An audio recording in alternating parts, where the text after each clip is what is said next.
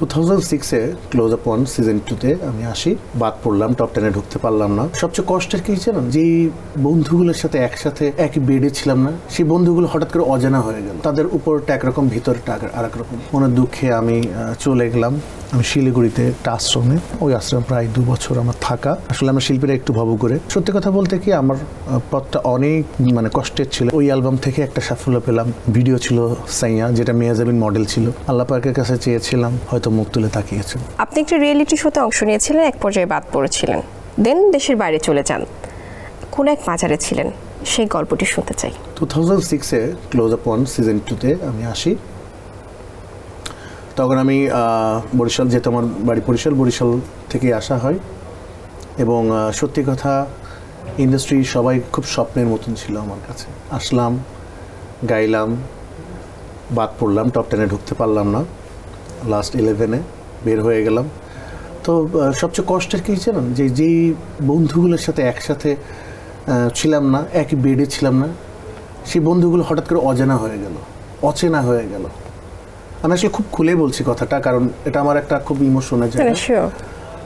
সেই বন্ধুটা হঠাৎ করে দেখলাম যে যখন আমরা বের হয়ে যাব, আমাদের গ্রুমিং সেশন যেখানে ছিল আমাজন ক্লাব, আজকে আমরা হয়তো ওইখান থেকে চলে যাব, সেই বন্ধুগুলো হঠাৎ করে দেখলাম পাশে নাই। এখন তাদের মুখ থেকে শব্দ আসছে, এই আমরা যারা টপ 10-এ, তারা এদিকে চলে আসো, আমরা একসাথে ছবি তুলব। ওই বন্ধুটার সাথে গত রাতেও আমি বেডটা শেয়ার করলাম, ওই বন্ধুটাকে জড়িয়ে ধরেও ঘুমিয়েছিলাম। তো কষ্টটা আসলে ওই জায়গা থেকে আমি খুব পেয়েছিলাম, যে এই বন্ধুগুলো আসলে হারিয়ে ফেললাম। তো যাই হোক, এখানে বেড়ে আসার পর আসলে ভেঙে পড়লে তো ভেঙে পড়া হয়, নতুন করে চিন্তা ভাবনা এবং চেষ্টা করা, অনেক চেষ্টা থেকে আসলে দেখলাম যে না, কোনো জায়গা থেকে কোনো কিছু হচ্ছে না। কেউ খুব, আমরা যাদেরকে মনে করতাম খুব ভালো মনের মানুষ, তারা আসলে ভালো মনের আমার কাছে মনে হলো না, তাদের উপরটা একরকম, ভিতরটা আর এক রকম।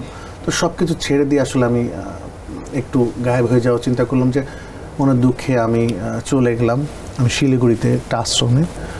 ওখানে ছিলাম, আসলে থাকার তো পয়সা নেই। তো ওই আশ্রমে আমাদের একটা কুষ্টিয়ার একটা ছোট ভাই, ওই শিলিগুড়ি বিশ্ববিদ্যালয়ে পড়তো, ওর মাধ্যমে আশ্রমে যাওয়া। ওই আশ্রমে প্রায় 2 বছর আমার থাকা। 2 বছর থাকা। তো ওখানে গুরুজি আমার মণিদাস, ওনার সান্নিধ্যে আসলে গানটা শেখা, জীবনটা শেখা। এরপর উনি বললো, তুমি আবার নতুন করে শুরু করো, যাও দেশে, কারণ অনেকের সাথেই তো এভাবে আসলে দেশান্তরে হয়ে তো লাভ নেই। আসলে আমরা শিল্পীরা একটু ভাবু করে আবার শুরু করলাম, নিজের অ্যালবাম থেকেই শুরু করলাম। আসলাম নিজের অ্যালবামের জন্য, আমার প্রথম অ্যালবাম রাফাতের গানগুলো, নিজের অ্যালবাম নিয়েই আসলে কাজ শুরু করলাম।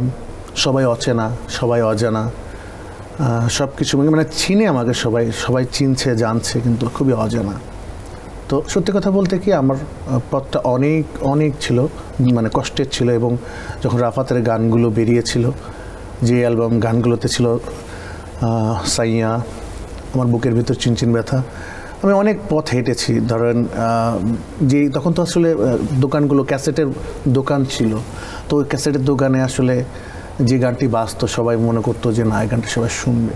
প্রত্যেকটা ক্যাসেটের দোকানে যাওয়া, মিরপুর থেকে শুরু করে গাজীপুর পর্যন্ত, ভাই আমার অ্যালবামটা একটু বাজিয়ে অনুরোধ করা। এমন কোনো মার্কেট নেই যে বাদ দেয়নি আমি।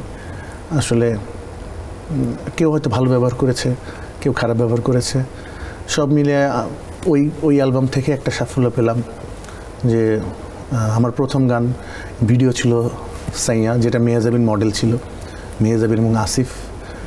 এবং ভিডিওতে প্রায় তখন সময় 4.5 লাখ টাকা খরচ করেছিলাম। এটা 2011-র কথা বলছি আমি। তো ওই সময় আসলে খুব কষ্ট, তখন আমি জব করি একটা জায়গায়, জানিও না হয়তো বা কখনো এস্টাবলিশ হতে পারবো কি না, সেই জায়গা থেকেই লোন করে ভিডিওটা বানানো। তো সব মিলিয়ে আসলে আল্লাহ পাকের কাছে চেয়েছিলাম, হয়তো মুখ তুলে তাকিয়েছেন।